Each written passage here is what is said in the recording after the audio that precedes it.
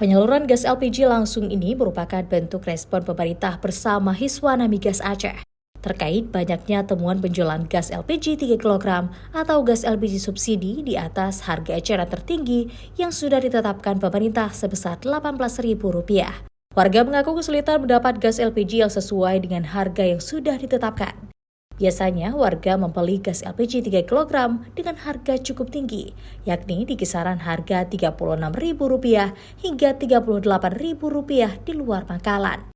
Ketua Himpunan Wira Swasta Minyak dan Gas atau Hiswana Migas Aceh mengaku adanya permainan harga di tingkat pangkalan yang membuat harga gas LPG 3 kg jauh di atas harga eceran tertinggi yang ditetapkan pemerintah.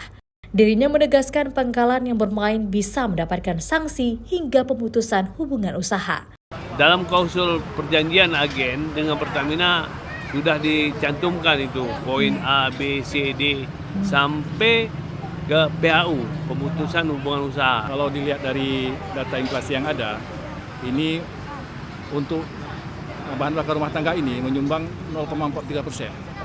Sehingga ini perlu kita turunkan, kita lakukanlah di pasar, sehingga diharapkan nanti bisa menurunkan harga gasnya itu yang sesuai dengan harga eceran tertinggi yang ada, yaitu Rp18.000. Tingginya harga gas LPG 3 kg di Aceh sudah terjadi sejak lama di Aceh. Gas LPG 3 kg yang seharusnya disalurkan kepada masyarakat kurang mampu justru dijual kembali oleh oknum pangkalan ke kios-kios atau pengecer dengan harga tinggi. Hal ini pula membuat masyarakat terkadang kesulitan mendapatkan gas LPG 3 kg di pangkalan resmi sehingga terpaksa membeli di pengecer dengan harga mulai Rp35.000 hingga Rp40.000 per tabungnya. Syahril, Kompas TV, Banda Aceh.